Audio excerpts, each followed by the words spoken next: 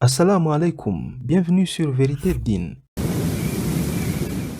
Ce phénomène naturel a été filmé à Tel Aviv avant le début d'une pluie violente qui a causé des inondations catastrophiques dans la capitale israélienne et ses environs. Qu'est-ce qui s'est réellement passé? On va en parler dans un instant. Commençons par cette déclaration du porte-parole de l'armée israélienne, faite quelques heures avant que la pluie commence.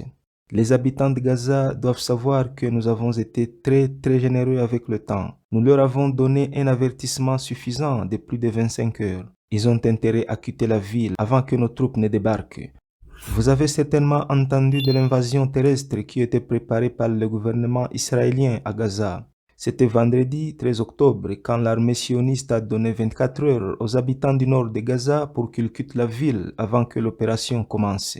Je te rappelle qu'il s'agit de plus d'1 million de personnes, parmi lesquelles des milliers d'enfants, des milliers de personnes très âgées qui sont demandées de partir dans 24 heures. Ce qui montre encore une fois comment les autorités sionistes et tous ceux qui les soutiennent sont des criminels sans cœur. Selon leur plan, l'opération sera menée par une infanterie comprenant des chars et des équipements très lourds. Les troupes terrestres seront couvertes par des avions de guerre, des hélicoptères de combat ainsi que des navires militaires. Cette invasion était initialement prévue pour le week-end dernier, mais les officiers de l'armée israélienne ont déclaré dimanche qu'elle a été retardée de plusieurs jours en raison de la météo. En effet, c'était dimanche quand la capitale israélienne et ses environs se sont réveillés sous une pluie violente qui a causé de fortes inondations. Les eaux se sont répandues dans les rues, transformant les avenues en rivières. Des vidéos diffusées sur les réseaux sociaux montrent des voitures à la surface des rues inondées, soulignant la puissance de la pluie qui a frappé la ville. Tel Aviv, le cœur de l'économie israélienne, a été mise à genoux.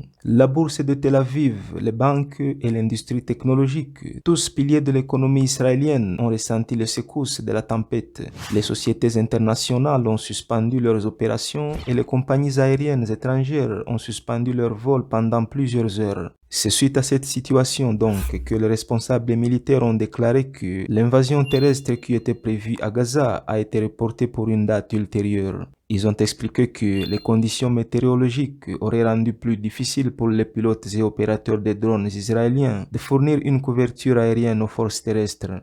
La nouvelle a été accueillie avec une grande joie par la population de Gaza, car la plupart n'avaient même pas encore quitté la ville pour plusieurs raisons, l'une d'elles étant la difficulté de se déplacer liée au manque de carburant, car tout a été coupé par le régime oppresseur de Netanyahou. Nous ne pouvons pas terminer sans prier pour le peuple palestinien pour qu'Allah leur vienne en aide, qu'il leur accorde la force et de continuer la résistance contre l'oppresseur. Assalamu alaikum.